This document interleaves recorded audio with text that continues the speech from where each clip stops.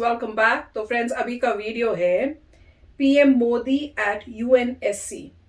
UNSC की अध्यक्षता कर रहा है India, United Nations Security Council. तो चलो देखते हैं कि मोदी जी ने क्या बताया, क्या बोला। अभी हमने वीडियो की थी थोड़ा टाइम पहले ही कि भैया ऐसा क्या कर रहे हैं। वो कह रहे थे उनके इन दो सब पाकिस्तान और चाइना के जख्मों पे नमक छिड़का जाएगा, वो घबराए हुए हैं। तो अब देखते हैं, शायद इससे कुछ मिल जाए इन्फॉर्मेशन। तो वीडियो शुरू करते हैं, पर वीडियो शुरू करने से पहले अगर आप चैनल पर नए हो और आपने अभी तक सब्सक्राइब नहीं किया तो जल्दी से पहले सब्सक्राइब के बटन और बेल आइकन को क्लिक कर लो, ताकि आपको हमारे सारे न्यू वीडियोस के नोटिफिकेशन मिल जाए जैसे हम अपलोड करें। अगर आपको वीडियो पसंद आता है please like and share. Twitter में हमें फॉलो करें, जब भी हमारे किसी भी चैनल में नए वीडियोस आते हैं ट्विटर में नोटिफिकेशन आ जाएगा। चलिए शुरू करते हैं। यूएनएससी की बैठक की अध्यक्षता करने जा रहे हैं प्रधानमंत्री मोदी। उनका संबोधन शुरू होने जा रहा है, सुनवाते हैं आपको। और सबसे बड़ी बात यही है कि ये समंदर हमारे प्लेनेट के भविष्य के लिए बहुत महत्वपूर्ण है, लेकिन हमारी इस साझा समुद्री धरोहर को आज कई प्रकार की चुनौतियों का सामना करना पड़ रहा है। पायरेसी और आतंकवाद के लिए समुद्री रास्तों का दुरुपयोग हो रहा है। अनेक देशों के बीच मैरीटाइम डिस्प्यूट्स हैं और क्लाइमेट चेंज तथा प्राकृतिक आपदाएं भी मैरीटाइम डोमेन से जुड़े विषय हैं। इस व्यापक संदर्भ में अपनी साझा सामुद्रिक धरोहर के संरक्षण और उपयोग के लिए हमें आपसी समझ और सहयोग का एक फ्रेमवर्क बनाना चाहिए। ऐसा फ्रेमवर्क कोई भी देश अकेले नहीं बना सकता। यह एक साझा प्रयत्न से ही साकार हो सकता है। इसी सोच के साथ हम इस महत्वपूर्ण विषय को सुरक्षा परिषद के समक्ष लेकर आए हैं। मुझे पूरा विश्वास है कि आज की हाई लेवल चर्चा से विश्व को मैरीटाइम सिक्योरिटी के मुद्दे पर मार्गदर्शन मिलेगा। एक्सेलेंसीज, इस मंथन को स्ट्रक्चर देने के लिए मैं आपके समक्ष 5 मूलभूत सिद्धांत रखना चाहूंगा। पहला सिद्धांत, हमें मैरीटाइम ट्रेड में बैरियर्स हटाने चाहिए। हम सभी की समृद्धि मैरीटाइम ट्रेड के सक्रिय फ्लो पर निर्भर है। इसमें आई अड़चनें पूरी वैश्विक अर्थव्यवस्था के लिए चुनौती हो सकती है। फ्री मैरीटाइम ट्रेड भारत की सभ्यता के साथ अनादि काल से जुड़ा हुआ है।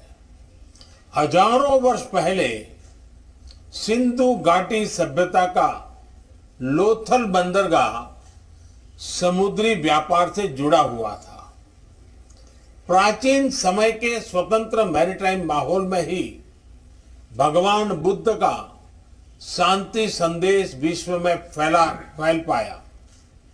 आज के संदर्भ में Bharat Sagar, security and growth for all in the region का विजन परिभाषित किया है। इस विजन के जरिए हम अपने क्षेत्र में मैरीटाइम सिक्योरिटी का एक इंक्लूसिव ढांचा बनाना चाहते हैं। यह विजन एक सेफ, सिक्योर और स्टेबल मैरीटाइम डोमेन का है। फ्री मैरीटाइम ट्रेड के लिए यह भी आवश्यक है कि हम एक दूसरे के नाविकों के अधिकारों का पूरा सम्मान करें। दूसरा सिद्धांत, मैरीटाइम डिस्प्यूट्स का समाधान शांतिपूर्ण और अंतर्राष्ट्रीय कानून के आधार पर ही होना चाहिए। आपसी ट्रस्ट और कॉन्फिडेंस के लिए यह अति आवश्यक है। इसी माध्यम से हम वैश्विक शांति और स्थिरता सुनिश्चित कर सकते हैं। भारत ने इसी समझ और मैच्योरिटी के साथ अपने पड़ोसी देश बांग्लादेश के साथ अपनी मैरीटाइम बाउंड्री को सुलझाया है। तीसरा सिद्धांत, हमें प्राकृतिक आपदाओं और नॉन स्टेट एक्टर्स, इनके द्वारा पैदा किए गए मैरीटाइम थ्रेट्स का मिलकर सामना करना चाहिए। इस विषय पर क्षेत्रीय सहयोग बढ़ाने के लिए भारत ने कई कदम लिए हैं। साइक्लोन, सुनामी और प्रदूषण संबंधित समुद्री आपदाओं में हम फर्स्ट रिस्पॉन्डर रहे हैं। पायरेसी को रोकने के लिए भारतीय नौसेना में 2008 से हिंद महासागर में पेट्रोलिंग कर रही है। भारत का वाइट शिपिंग इंफॉर्मेशन फ्यूजन केंद्र हमारे क्षेत्र में साझा मैरीटाइम डोमेन अवेयरनेस बढ़ा रहा है। हमने कई देशों को हाइड्रोग्राफिक सर्वे सपोर्ट को और समुद्री सुरक्षा में प्रशिक्षण भी दिया है। हिंद महासागर में भारत की भूमिका एक नेट सिक्योरिटी प्रोवाइडर के रूप में रही है। चौथा सिद्धांत, हमें मैरीटाइम एनवायरनमेंट और मैरीटाइम रिसोर्सेज को संजोकर रखना होगा। जैसा कि हम जानते हैं, ओशन का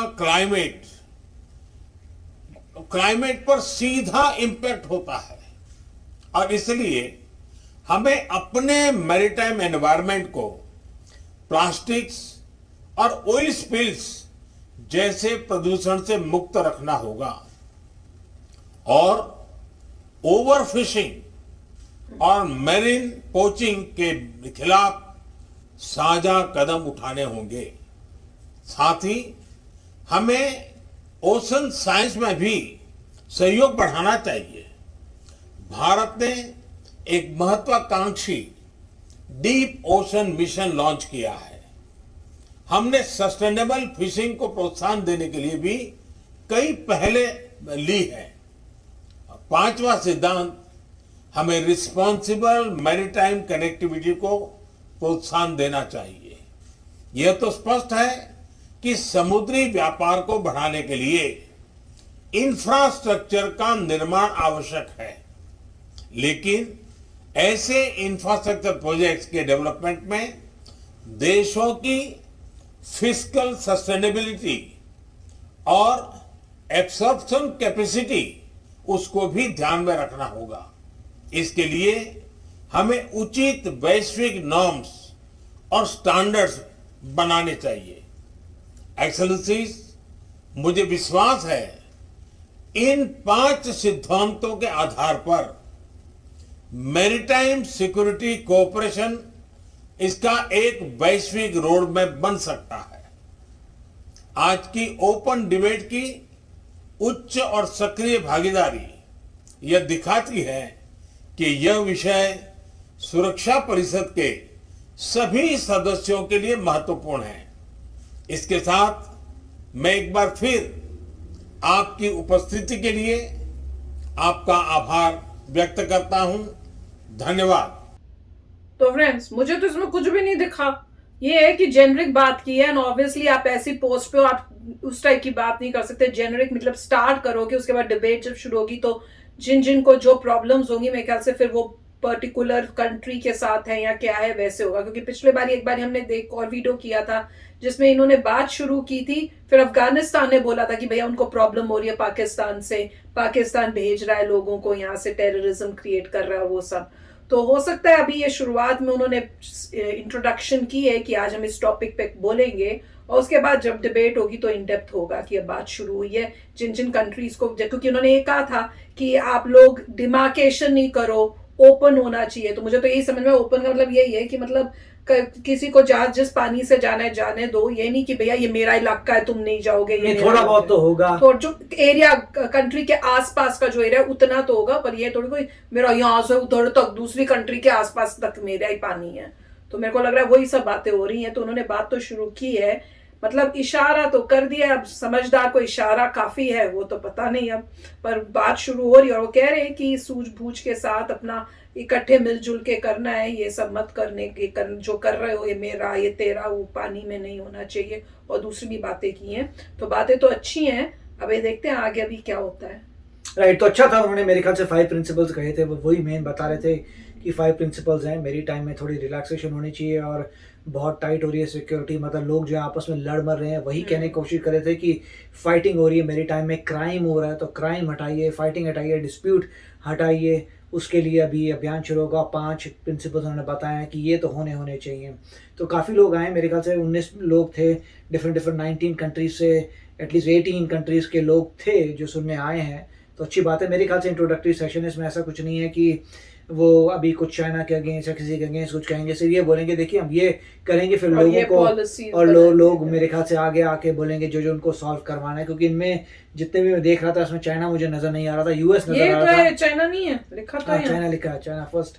तो मेरे को मेन जो नीचे देख रहा था मैं, नीचे यूएस है और रशिया भी है, तो यूएस रशिया मुझे नजर आ रहे थे, चाइना वो रहा ऊपर। तो मेरे ख्याल से जेनेरिक है कि अभी मेरे ख्याल से कुछ किसी को ऐसा कोई बोला नहीं है कि भाई तुमने गलत किया या तुमने गलत नहीं किया, ऐसी स्टेटमेंट आई है ब्रॉड। और बाद में पता चलेगा कि कौन, अगर किसी को कोई प्रॉब्लम है तो शायद उनको इनविटेशन होगा कि आप आइए और बताइए आपको क्या प्रॉब्लम है। बिल्कुल, क्योंकि इसी में हमने किसी को देखा नहीं बोलते हुए, तो मेरे ख्याल से आगे कुछ होगा, स्टेटमेंट को दे रहा है नहीं दे रहा, मगर ऐसा लग रहा है कि ये इंट्रोडक्शन था।